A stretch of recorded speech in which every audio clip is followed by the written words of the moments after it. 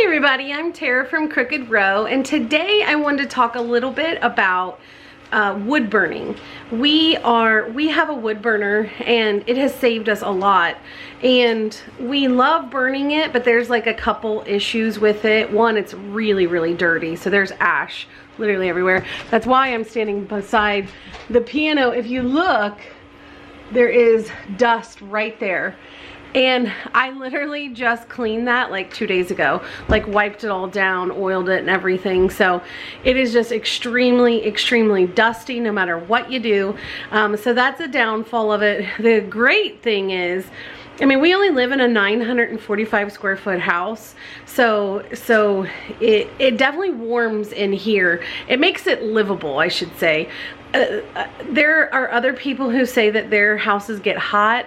Right now the temperature is like 3 degrees, so I don't see that possible in that kind of weather. But we also have a furnace, and our furnace actually went down. We've already put in like $1,500 this year to try to fix it, and there's something else has gone wrong with it now too. So we're trying to look to just get through this winter with just the wood burner.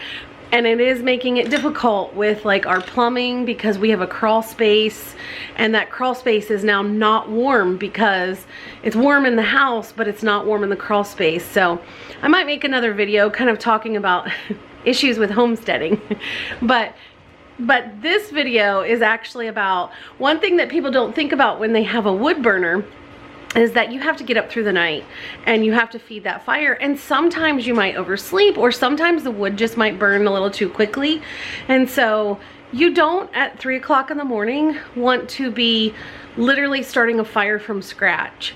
And so I want to show you fantastic ways, cheap ways, or inexpensive ways, I guess you say, to have very quick fires get back up and going again.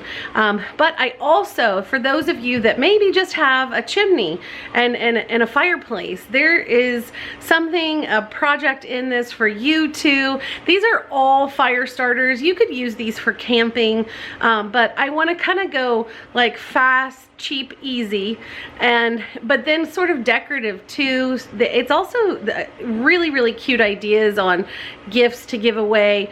But so we'll go ahead and get started on fire starters.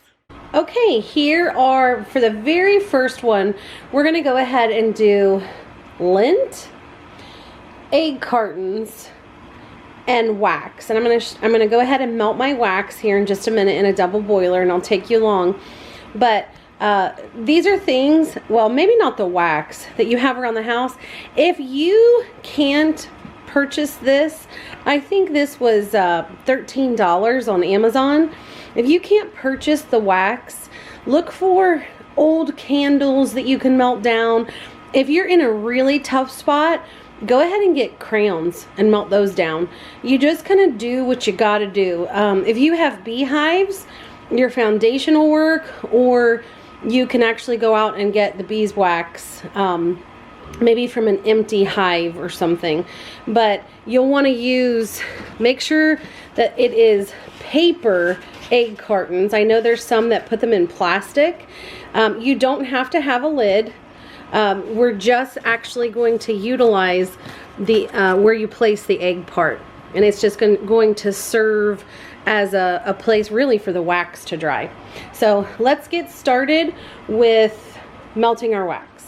Okay, I've got my broth cooking in the back. I have a pan heating up right here, and I'm gonna bring this to a boil, just get it really very hot. And then I have a glass bowl full of my wax beads, and I'm just gonna keep it over, once it gets hot, I'm gonna keep it over this until it's fully melted.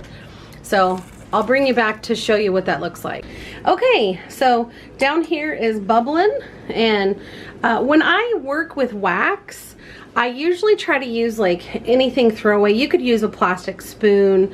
This is just a cheap Chinese food takeout chopstick, and you kind of want to swirl it just a little bit so that you can kind of distribute that heat so that it melts a little more quickly. You don't have to do that, but you do want to put it in the wax in like glass or something that can take this bottom heat coming up.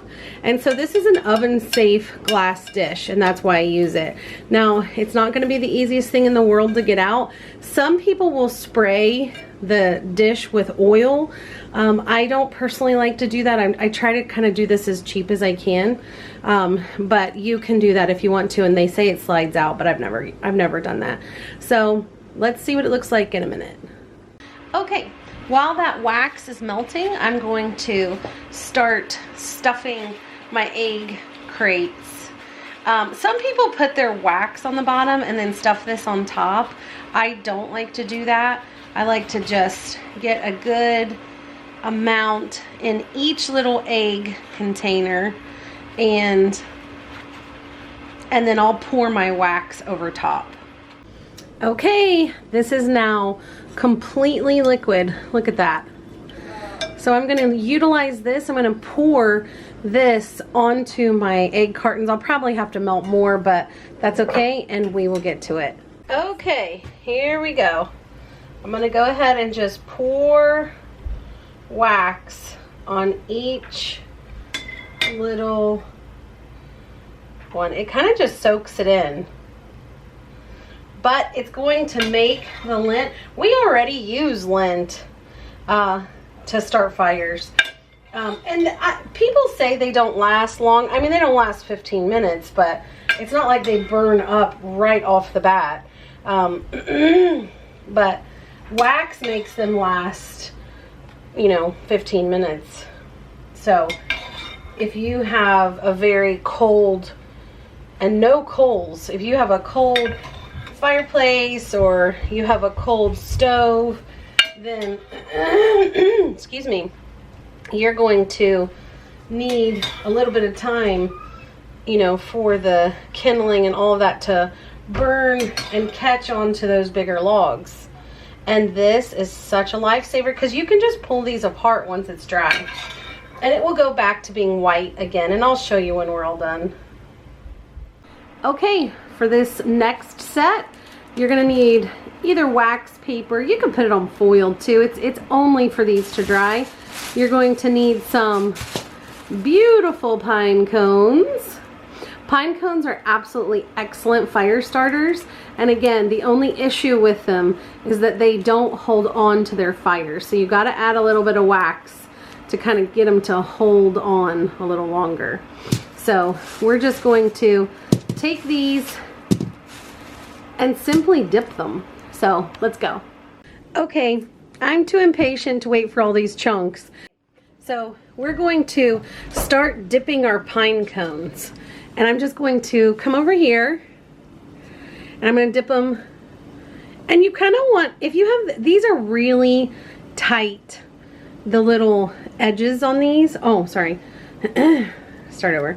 These are very tight pine cones. If you have the loose ones, it's a little bit easier because it can kind of get in the nooks and the crannies. But if not, like this one's a little looser, but I love those pine cones that like can sit on their little bottoms. I love that, it's so cute. You can dip the entire pine cone or halfway, or do just the bottoms, or I mean, there's really no right or wrong way to do this.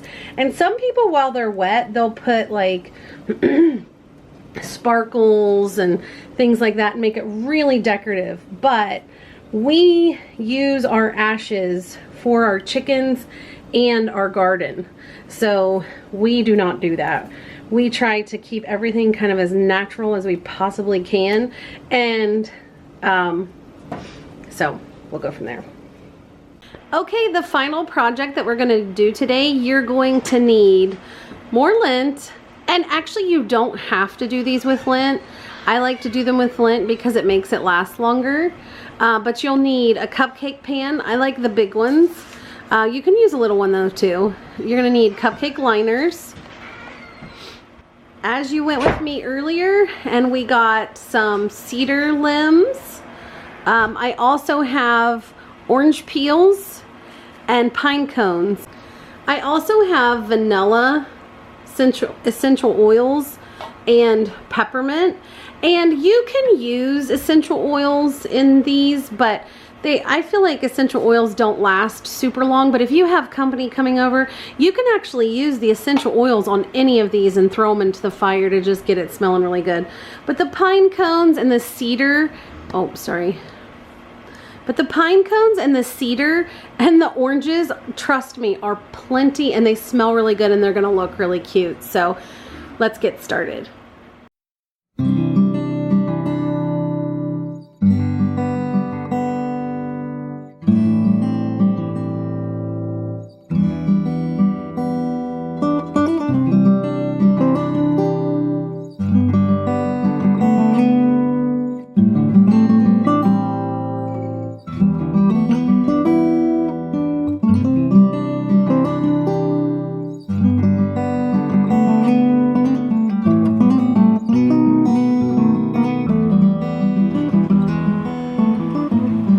Okay, there they are. So let's go put the wax on them. Okay, here we are back in the kitchen, and we have our muffin tins filled, and then here is our warm wax that we are just going to pour right over all of this.